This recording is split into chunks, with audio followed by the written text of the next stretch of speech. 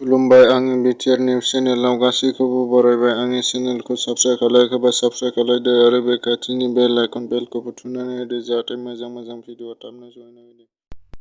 BTCनि chief प्रमद बर'आ रायजो-राजाफोरनो हानि लेखा होनो मोननानै जोबोद गोजोननाय मोनदों होननानै फोरमायदों आरो बेखौ गावनि अफिसियेल फेसबुक पेजआवबो फोरमायनानै होदों। रायजो-राजाफोरनि जौगालांनायनि खामानि मावलांनो हाथों होननानै इसोरनाव आरज गाबदों आरो रायजो-राजानि जौगानायनि खामानि मावलांगोन होननानै बुंदों। भारत हादरनि प्राइम मिनिस्टार नरेन्द्र मदिआ मैया हा राननायाव बाहागो लानानै गोजोननाय मोनदों होननानै फोरमायदों आरो बिदिनो खामानिखौबो मावलांबाय थागोन होननानैबो बुंदों। अन्नाया ब्रह्मआ जोहोलाव नीलेश्वर ब्रह्मनि दोंसे मेथाइखौ खननानै गावनि चेनेलाव हगारदोंमोन आरो बे मेथाइयाव गोबां गोरोन्थि जादोंमोन आरो रायजो-राजाफ्रा बेनि मेथाइ खननायखौ मोजां मोनाखैमोन, दावराव-दावसि खालामदोंमोन आरो बेखौ गावनि गोरोन्थिखौ मिथिनानै अन्नाया ब्रह्मआ गावनि भिडिअखौ दाननानै होफिनो आरो रायजो-राजानियाव निमाहा बिफिनो।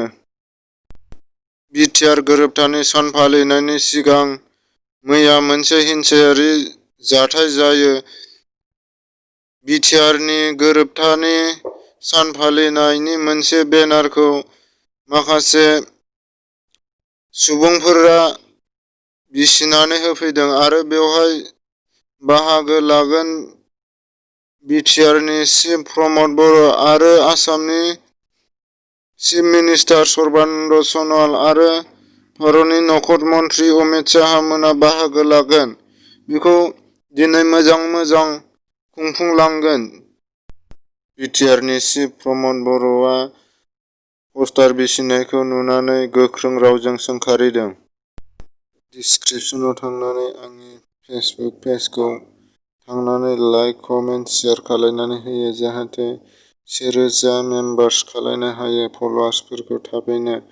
आरो आंनि डिसक्रिपसनाव आङो मोनसे दाख्लैबावै गिभअवेनि भिडिअ लानानै फैदोंमोन, बेखौ डिसक्रिपसनाव होनाय जादों। थांनानै डिसक्रिपसनाव चेक खालायनानै आंनि चेनेलाव हाबलांनानै लाइक, कमेन्ट, शेयार खालायनायजों लोगोसे बयनोबो शेयार खालायो आरो साबस्क्राइब खालायनायजों लोगोसे बे खाथिनि बेल आइकन बेलखौबो थुनानै हो जाहाथे मोजां भिडिअ थाबनो सहैनाय बायदियै। जाहाथे आङो थाबनो मोजाङै भिडिअ लानानै फैबा थाबैनो नटिफिकेसन मोनहैग्रोनाय बायदियै।